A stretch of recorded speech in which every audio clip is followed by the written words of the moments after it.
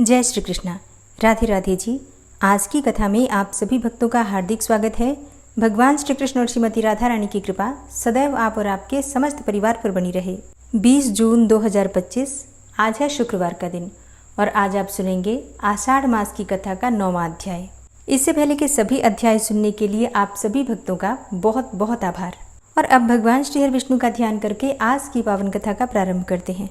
श्री पराशर जी कहते हैं कि हे मैत्रेय, अब तुम परम बुद्धिमान महात्मा प्रहलाद जी का चरित्र ध्यान पूर्वक श्रवण करो।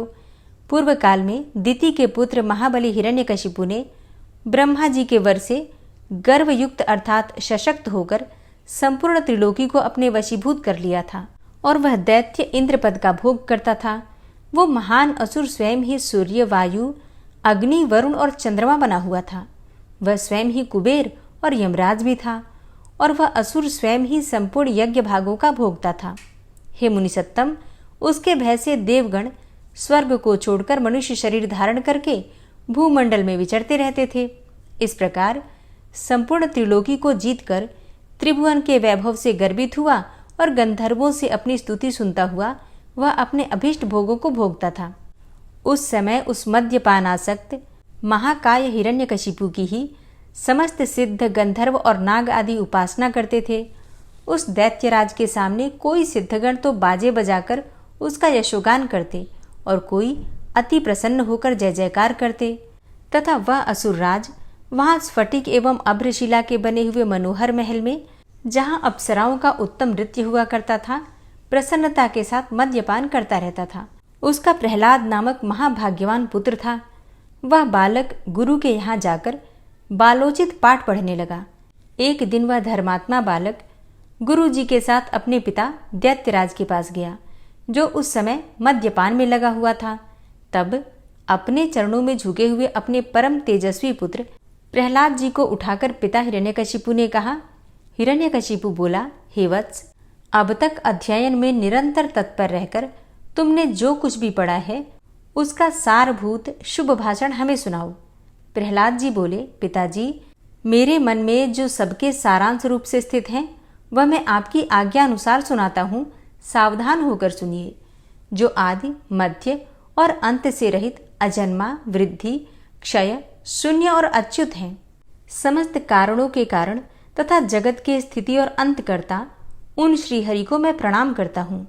श्री पराशर जी बोले कि ये सुनकर दैत्यराज हिरण्यकशिपु ने क्रोध से नेत्र लाल करके प्रहलाद के गुरु की ओर देखकर कांपते हुए ओंठों से कहा।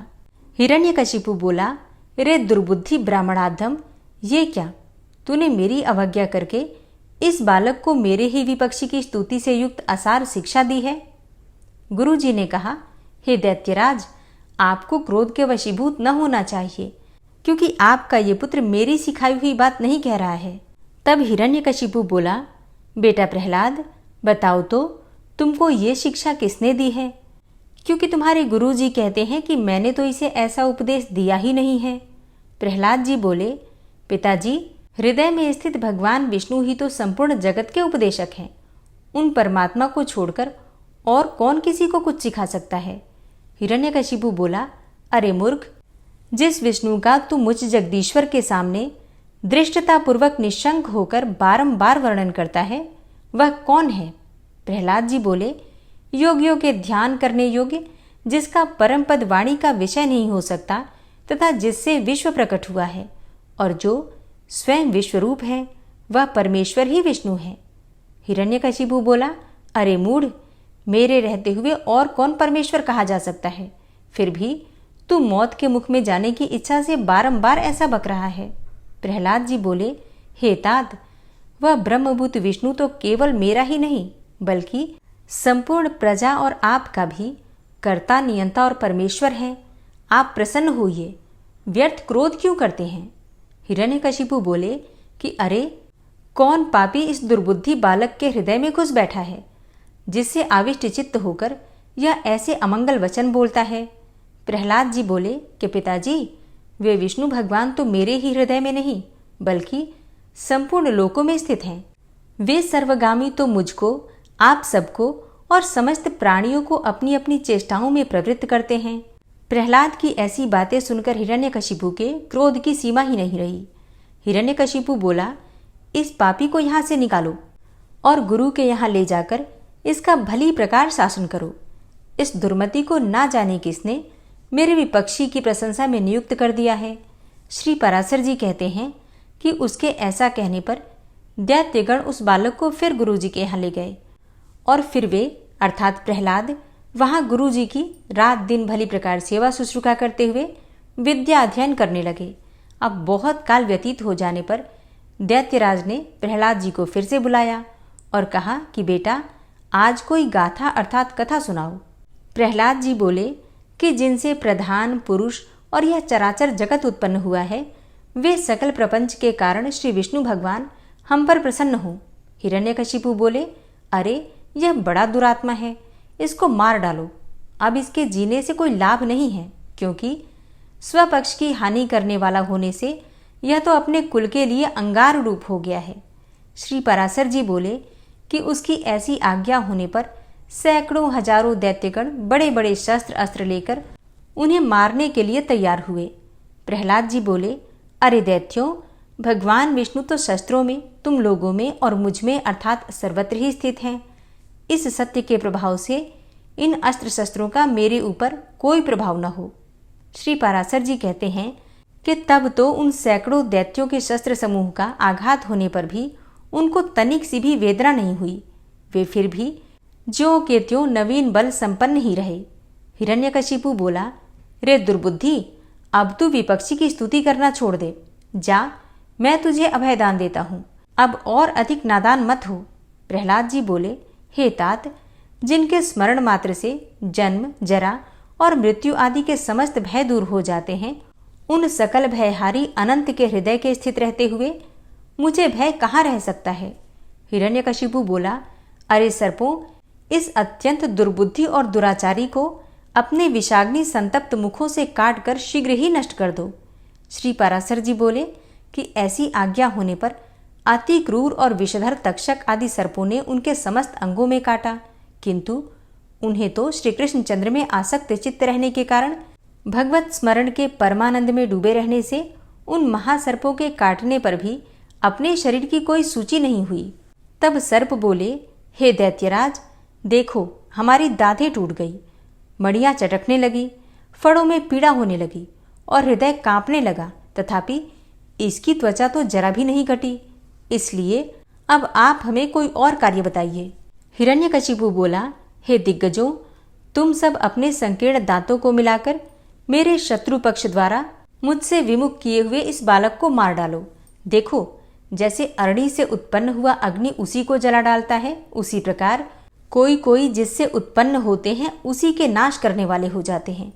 श्री पराशर जी बोले, तब पर्वत शिखर के समान विशालकाय दिग्गजों ने उस बालक को पृथ्वी पर पटक कर अपने दांतों से खूब रौंदा, किंतु श्री गोविंद का स्मरण करते रहने से हाथियों के हजारों दांत उनके वक्षस्थल से टकराकर ही टूट गए।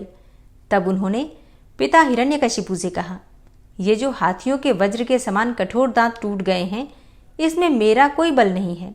यह तो श्री जनार्दन भगवान के महाविपत्ति और क्लेशों के नष्ट करने वाले स्मरण का ही प्रभाव है।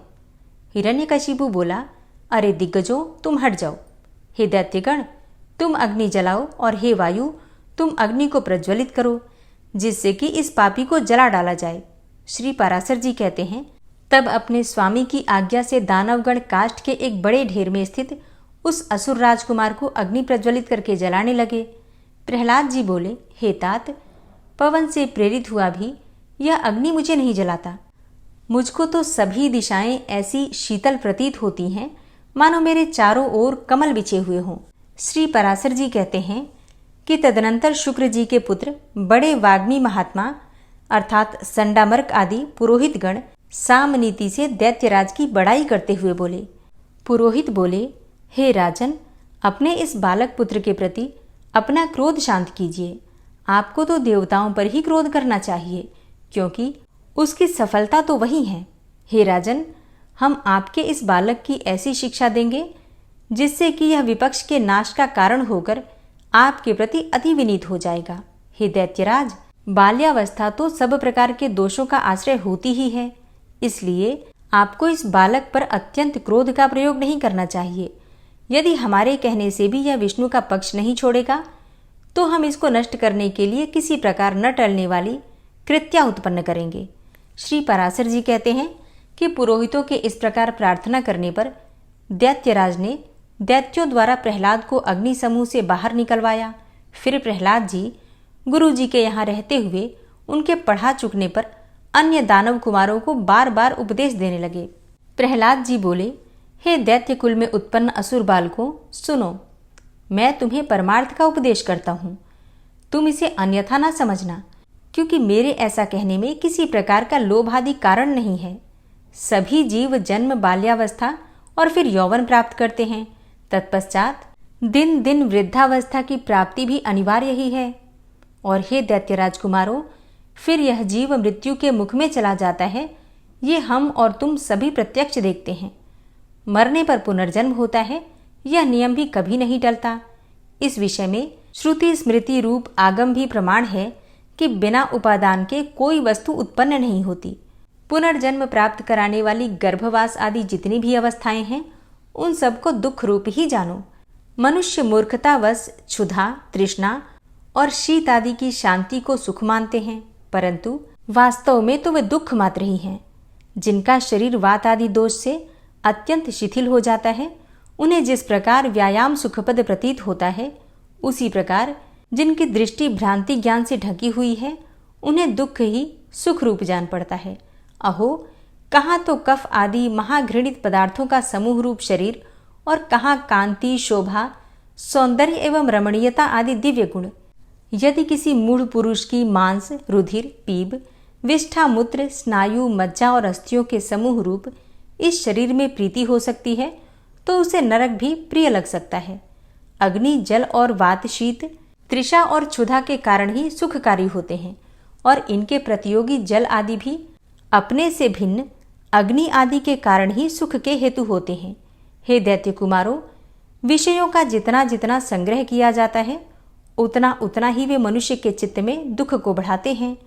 जीव अपने मन को प्रिय लगने वाले जितने ही संबंधों को बढ़ाता है, उतने ही उसके हृदय में शोक रूपी शल्य स्थित हो जाते हैं।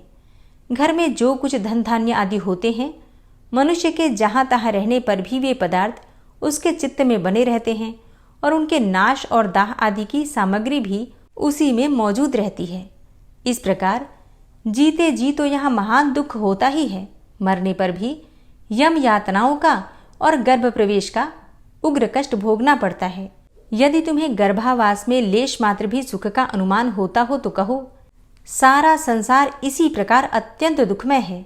इसलिए दुखों के परम आश्रय इस संसार समुद्र में एकमात्र विष्णु भगवान ही आप लोगों की परम गति है, यह मैं सर्वथा सत्य कहता हूँ। ऐसा मत समझो कि हम तो अभी बालक हैं, क्योंकि जरा, यौवन और जन्म आदि अवस्थाएं तो देह के ही धर्म हैं। शरीर का अधिष्ठाता आत्मा तो नित्य है, उसमें ये कोई धर्म नहीं है। जो मनुष्य ऐसी दुराशाओं से विक्षिप्त चित्त रहता है कि मैं अभी बालक हूँ, इसीलिए इच्छानुसार खेल कूद लूँ और युवावस्था प्राप्त होने पर कल्याण साधन का यत्न करूँगा, फिर युवा होने पर कहता है कि अभी तो मैं युवा हूँ, बुढ़ापे में आत्मकल्याण कर लूँगा, और वृद्ध होने पर सोचता है कि अब मैं बूढ़ा हो गया, अब तो मेरी इंद्रियां अपने कर्मों में प्रवृत्ति ही नहीं होती। शरीर के शिथिल हो जाने पर अब मैं क्या कर सकता हूँ? सामर्थ्य रहते तो मैंने कुछ किया ही नहीं। वह अपने कल्याण पथ पर कभी अग्रसर नहीं होता, केवल भोग तृष्णा में ही व्याकुल रहता है। मूर्ख लोग अपनी बाल्यावस्था में खेल कूद में ही लगे रहते हैं और युवावस्था में विषयों में फंस जाते हैं, और फिर बुढ़ापा आने पर उसे असमर्थता के कारण व्यर्थ ही काटते हैं। इसलिए विवेकी पुरुष को चाहिए कि देह की बाल्य, यौवन और वृद्ध आदि अवस्थाओं की अपेक्षा न करके बाल्यावस्था में ही अपने कल्याण का यत्न करे। मैंने तुम लोगों से जो कुछ भी कहा है, उसे यदि तुम मिथ्या नहीं समझते तो मेरी प्रसन्नता के लिए ही बंधन को छुटाने वाले श्री विष्णु भगवान का स्मरण करो। और उनका स्मरण करने में परिश्रम भी क्या है, और स्मरण मात्र से ही वे अति शुभ फल देते हैं, तथा रात दिन उन्हीं का स्मरण करने वालों का पाप भी नष्ट हो जाता है।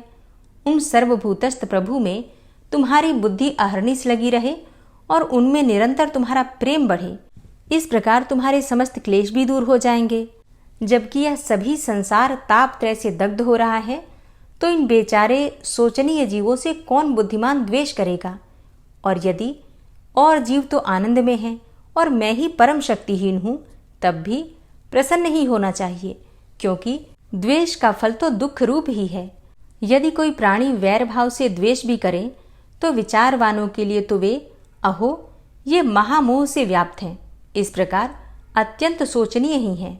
हे दैत्यगण, ये मैंने भिन्न भिन्न दृष्टिकोण के विकल्प कहे, अब उनका समन्वय पूर्वक संक्षिप्त विचार सुनो। यह संपूर्ण जगत सर्वभूतमय भगवान विष्णु का विस्तार है, अतः विलक्षण पुरुषों को इसे आत्मा के समान अभेद रूप से देखना चाहिए, और इसलिए दैत्य भाव को छोड़कर हम और तुम ऐसा यत्न करें जिससे कि शांति लाभ कर सके। जो अग्नि, सूर्य, चंद्रमा, वायु, मेघ, वरुण, सिद्ध राक्षस, यक्ष, दैत्यराज, सर्प, किन्नर, मनुष्य, पशु और अपने दोषों से तथा ज्वर, नेत्र रोग, अतिसार, प्लीहा और गुल्म आदि रोगों से एवं द्वेष, ईर्ष्या, मत्सर, राग, लोभ और किसी अन्य भाव से भी कभी क्षीण नहीं होती, और जो सर्वदा अत्यंत निर्मल है, उसे मनुष्य अमल स्वरूप श्री केशव में मनोनिवेश करने से प्राप्त कर लेता है। हे दैत्यों, मैं आग्रह पूर्वक कहता हूँ कि तुम इस असार संसार के विषयों में कभी संतुष्ट मत होना। तुम सर्वत्र समदृष्टि करो, क्योंकि समता ही श्री अच्युत की आराधना है। अच्युत के प्रसन्न होने पर फिर संसार में दुर्लभ ही क्या है। तुम धर्म, अर्थ और काम की इच्छा कभी न करना, वे तो अत्यंत ही तुच्छ हैं। उस ब्रह्म रूप महावृक्ष का आश्रय लेने पर तो निस्संदेह मोक्ष रूप महाफल प्राप्त कर लोगे। हरे कृष्णा। आज की कथा का यहीं पर समापन करती हूँ। इसके आगे का वृतांत आप कल की कथा में सुनेंगे। ओम विश्वं विष्णुर्वषट्कारो भूतभव्य भवत्प्रभु भूतकृत भूतभृत भावो भूतात्मा भूतवाहन भूतात्मा परमात्मा च मुक्तानां परमागति अव्ययः पुरुषः साक्षी क्षेत्रज्ञो अक्षर एव च योगो योग विदाम नेता प्रधान पुरुषेश्वरः नारसिंह वपुः श्रीमान केशवः पुरुषोत्तम सर्वः शर्वः शिवस्थाणुर्भूतादिर्निधिर्व्ययः संभवो भावनो भर्ता प्रभवः प्रभुरीश्वरः स्वयंभू शंभुरादित्यः पुष्कराक्षो महास्वनः अनादिनिधनो धाता विधाता धातुरुत्तमः अप्रमेयो ऋषिकेश पद्मनाभो अमरप्रभु विश्वकर्मा मनुस्त्वष्टा स्थविष्ठः स्थविरो ध्रुवः अग्राह्यः शाश्वतः कृष्णो लोहिताक्षः प्रतर्दनः प्रभूतस्त्रिककुब्धाम पवित्रं मङ्गलं परम् ईशानः प्राणदः प्राणो ज्येष्ठः श्रेष्ठः प्रजापति हिरण्यगर्भो भूगर्भो माधवो मधुसूदनः ईश्वरो विक्रमी धन्वी मेधावी विक्रमः क्रमः अनुत्तमो दुराधर्षः कृतज्ञः कृतिरात्मवान् सुरेशः शरणं शर्म विश्वरेताः प्रजाभवः अह संवत्सरो व्यालः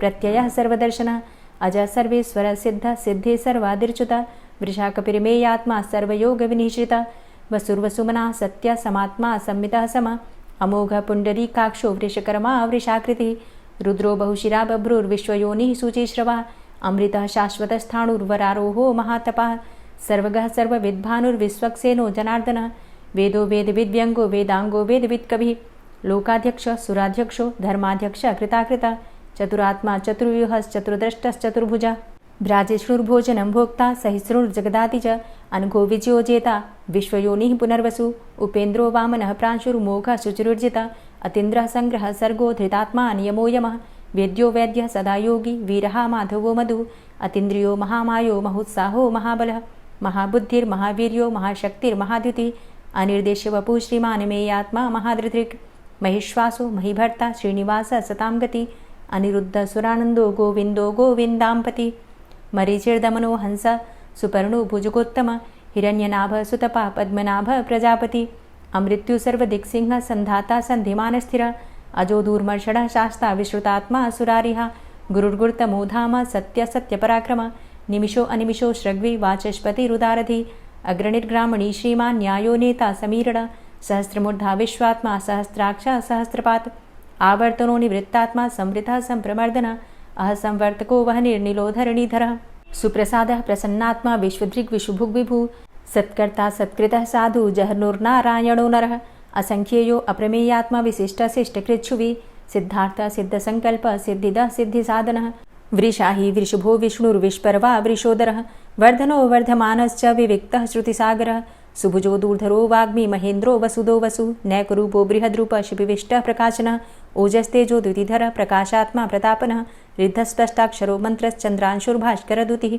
अमृतांशुद्भवो भानु शशबिन्दुः सुरेश्वरः औषधं जगतः सेतु सत्यधर्मपराक्रमः भूतभव्य भवन्नाथ पवनः पावनो नलः कामः कामकृत्कान्तः कामः कामप्रदः प्रभुः युगादिकृद्युगावर्तो नैकमायो महाशनः अदृश्योऽव्यक्तरूपश्च सहस्रजितनन्तजित् इष्टो अविशिष्ट शिष्टेष्ट शिखण्डी नहुसो वृष क्रोधः क्रोधकृत्कर्ता विश्वबाहुर्महीधरः अच्युतः प्रतितः प्राणः प्राणदो वासवानुजः अपां निधिर्धिष्ठानं प्रमत्तः प्रतिष्ठितः स्कन्दः स्कन्दधरो धूर्यो वरदो वायुवाहनः वासुदेवो बृहद्भानुरादिदेवः पुरन्दरः अशोकस्तारणस्तारः शूरः सौरिर्जनेश्वरः अनुकूलः शतावर्त पद्मी पद्मनिभेक्षणः पद्मनाभो अरविन्दाक्ष पद्मगर्भ शरीरभृत् महर्धिरिद्धो वृद्धात्मा महाक्षो गरुडाध्वजः अतुलः शरभो भीमो समयज्ञो हविर्हरि सर्वलक्षणलक्षण्यो लक्ष्मीवान् समितिञ्जयः वीक्षरो रोहितो मार्गो हेतुर्दामोदरः सः महीधरो महाभागो वेगवान् मिताशनः उद्भवः शोभणो देवः श्रीगर्भः परमेश्वरः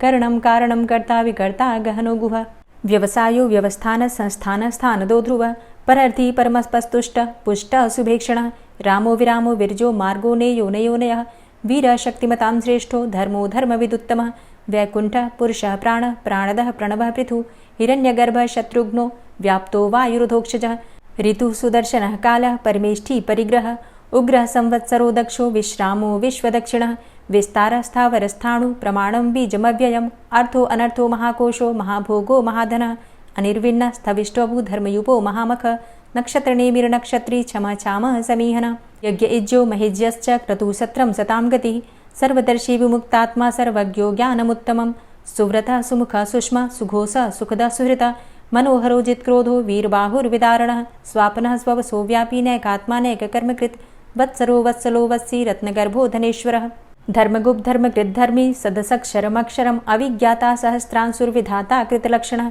गभस्तिनेमिः सत्त्वस्थः सिंहो भूतमहेश्वरः आदिदेवो महादेवो देवेशो देवभृद्गुरुः उत्तरो गोपतिर्गोप्ता ज्ञानगम्यः पुरातनः शरीरभूतभृद्भोक्ता कपीन्द्रो भूरि दक्षिणः सोमभो अमृतपः सोमः पुरुजित पुरुषोत्तमः विनियोजयः सत्यसन्धो दाशाः सात्वतां पतिः जीवो विनयिता साक्षी मुकुन्दो अमितविक्रमः अम्भो निद्रणन्तात्मा महोदधीशयोऽन्तकः अजो महार्हः स्वाभाव्यो जितामित्रः प्रमोदनः आनन्दो नन्दनो नन्दः सत्यधर्मा त्रिविक्रमः महर्षि कपिलाचार्यः कृतज्ञो मेदिनीपतिः त्रिपदस्त्रिदशाध्यक्षो महाशृङ्गः कृतान्तकृत् महावराहो गोविन्दः सुखेणः कनकाङ्गदी गुह्यो गभीरो गहनो गुप्तश्चक्रगदाधरः वेधा स्वाङ्गो अजितः कृष्णो दृढः सङ्कर्षणोच्युतः वरुणो वारुणो वृक्षः पुष्कराक्षो महामनाः भगवान् भगानन्दी वनमाली हलायुधः आदित्यो ज्योतिरादित्यः सहिष्णुर्गतिसत्तमः सुधन्वाखण्ड परशुर्दारुणो द्रविडप्रदः दिविस्त्रिक्सर्वदृग्व्यासो वाचस्पतिर्योनिजः त्रिसामासामगः साम निर्वाणं भेषजम्भिषक् सन्न्यासकृच्छमः शान्तो निष्ठा शान्तिः परायणं शुभाङ्गः शान्तिदस्रष्टा कुमुदः कुवलेशय गोहितो गोपतिर्गोप्ता वृषभाक्षो वृषप्रियः अनिवर्ति निवृतात्मा संक्षेप्ता चेमकृच्छिवः श्रीवत्सवक्षा श्रीवास श्रीपति श्रीमतांबरः श्रीद श्रीश श्रीनिवास श्रीनिधि श्रीविभावन श्रीधर श्रीकर श्रेय श्रीमान् लोकत्रयाश्रयः स्वक्ष स्वङ्ग शतानन्दो नन्दिर्ज्योतिर्गणेश्वरः विजितात्मा विधेयात्मा सत्कीर्तिश्छिन्न संशयः उदीर्णः सर्वतक्षशुर्निश शाश्वतः स्थिरः भूषयो भूषणो भूतिर्विशोकः शोकनाशनः अर्चिष्मानर्चितः कुम्भो विशुद्धात्मा विशोधनः अनिरुद्धो अप्रतिरथ प्रद्युम्नो अमितविक्रमः कालिनेमि निहावीरः शौरी शूरजनेश्वरः त्रिलोकात्मा त्रिलोकेशः केशवः केशिहारी कामदेवः कामपालः कामीकान्तः कृतागमः अनिर्देशवपुर्विष्णोर्वीरो अनन्तो धनञ्जयः ब्रह्मण्यो ब्रह्मकृद्ब्रह्मा ब्रह्म ब्रह्म विवर्धनः ब्रह्मविद् ब्राह्मणे ब्रह्मी ब्रह्मज्ञो ब्राह्मणप्रियः महाक्रमो महाकर्मा महातेजा महोरगः महाक्रतुर्महायज्वा महायज्ञो महाहविः स्तव्यः स्तव प्रियः स्तोत्रं स्तुतिस्तोतारणप्रियः पूर्णः पुरैता पुण्यः पुण्यकीर्तिर्नामयः मनोजवस्तीर्थकरो वसुरेता वसुप्रदः वसुप्रदो वासुदेव वसुर्वसुमनाहविः सद्गतिः सत्कीर्तिः सत्ता सद्भूतिः सत्परायणः शूरसेनो यदुश्रेष्ठः सन्निवासः सुयामुनः भूतावासो वासुदेवः सर्वासु निलयोऽनलः दर्पः दर्पदो दृप्तो दूर्धरोऽथा पराजितः विश्वमूर्तिर्महामूर्तिर्दीप्तमूर्तिर्मूर्तिमान् अनेकमूर्तिरव्यक्तः शतमूर्तिः शताननः एको नैकः सवः क किं यत्तत्पदमनुत्तमं लोकबन्धुर्लोकनाथो माधवो भक्तवत्सलः सुवर्णवर्णो हेमाङ्गो वराङ्गश्चन्दनाङ्गदी वीरः विषमः शून्यो घृताशीरचलश्चलः अमानीमान दोमान्यो लोकस्वामी त्रिलोकधृक् सुमेधा मेधजो धन्य सत्यमेधा धराधर तेजो वृष द्वितिधर सर्वशस्त्रभृतांबर प्रग्रहो निग्रहो व्यग्रो नैकशृंगो गदाग्रज चतुर्मूर्तिश्चतुर्बाहुश्चतुर्व्यूहश्चतुर्गति चतुरात्मा चतुर्भावश्चतुर्वेद विदेकपात समावर्तो अनवृतात्मा दुर्जयो दुरतिक्रम दुर्लभो दुर्गमो दुर्गो दुरावासो दुरारिहा शुभांगो लोक सारंग शुतंतुस्तंतुवर्धन इंद्रकर्मा महाकर्मा कृतकर्मा कृतागम उद्भव सुंदर सुंदो रत्ननाभ सुलोचन अर्को वाजसन श्रृंगी जयंत सर्वविजयी सुवर्णबिंदु रक्षोभ्य सर्वभागीश्वरेश्वर महाहृदो महागर्तो महाभूतो महानिधि कुमुदः कुंदरः कुंदः पर्जन्यः पावनो नीलः अमृताशो अमृतवपुः सर्वज्ञः सर्वतोमुख सुलभ सुव्रत सिद्ध शत्रुजित् शत्रुतापन न्यग्रोधोदुम्बरो अस्वस्थश्चाणुरान्ध्रनिषूदनः सहस्रार्चिः सप्तजिह्व सप्तैधा सप्तवाहन अमूर्तिरणघो अचिन्त्यो भयकृद्भयनाशनः अणुर्बृहत्कृशस्थूलो गुणभृन्निर्गुणो महान् अधृत स्वधृत स्वास्य प्राग्वंशो वंशवर्धनः भारभृतिकथितो योगी योगी स सर्वकामद आश्रमश्रमण छाम सुपर्णो वायुवाहन धनुर्धरो धनुर्वेदो दण्डोदमयितादम अपराजितः सर्वसहो नियन्ता नियमो यमः सत्त्ववान् सात्विकः सत्य सत्यधर्मपरायण अभिप्रायः प्रियार्होर्ह प्रियकृत्प्रीतिवर्धनः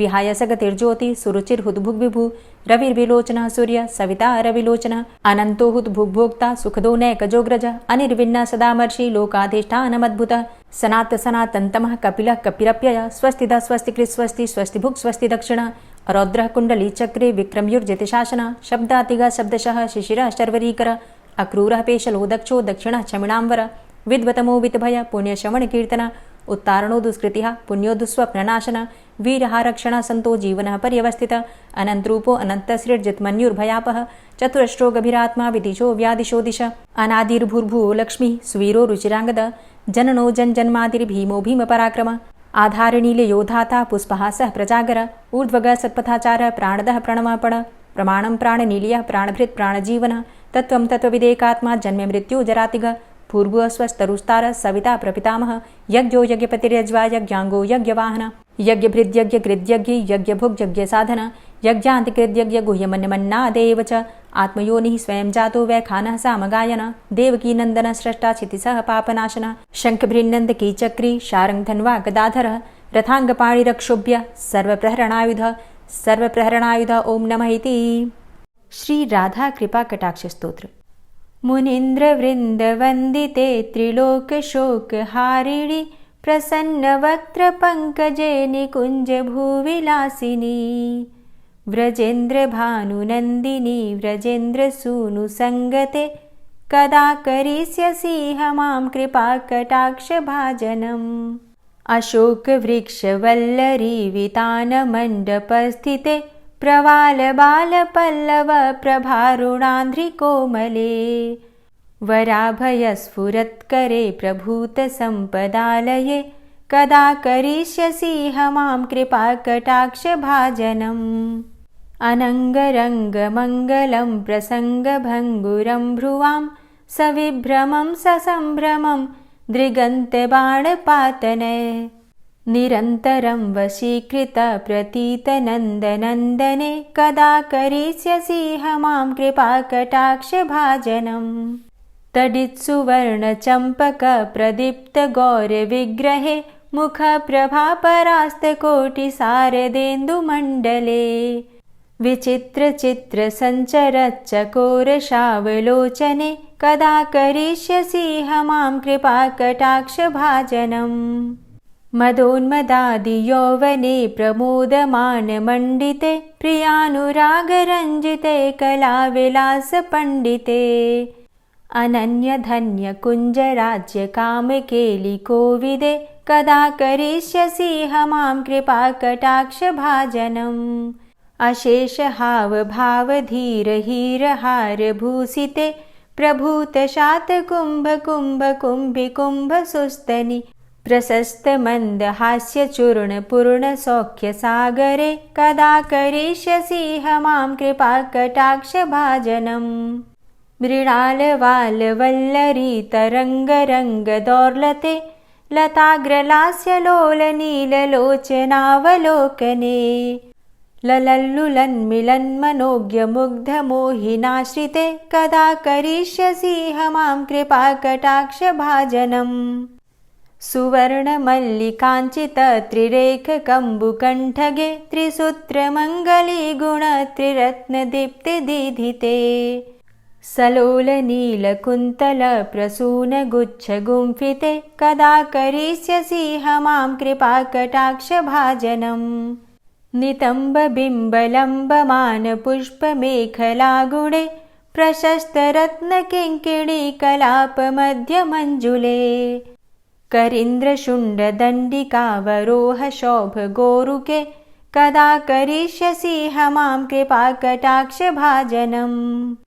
अनेकमन्त्रनादमञ्जुनूपुरारवस्खलत् समाजराजहंसवंश निक्वडातिगौरवे विलोलहेमवल्लरी विडम्बिचारुचङ्क्रमे कदा करिष्यसि मां कृपाकटाक्षभाजनम् अनन्तकोटिविष्णुलोकनम्रपद्मजार्चिते हिमाद्रिजापुलोमजाविरिञ्चिजावरप्रदे अपारसिद्धिरिद्धिदिग्धसत्पदाङ्गुलीनखे कदा करिष्यसि मां कृपाकटाक्षभाजनम् मखेश्वरी क्रियेश्वरी स्वधेश्वरी सुरेश्वरी त्रिवेदभारतीश्वरी प्रमाणशासनेश्वरी रमेश्वरी क्षमेश्वरी प्रमोदकाननेश्वरी व्रजेश्वरी व्रजाधिपे श्रीराधिके नमोऽस्तुते इतीममद्भुतं स्तवं निशम्य भानुनन्दिनी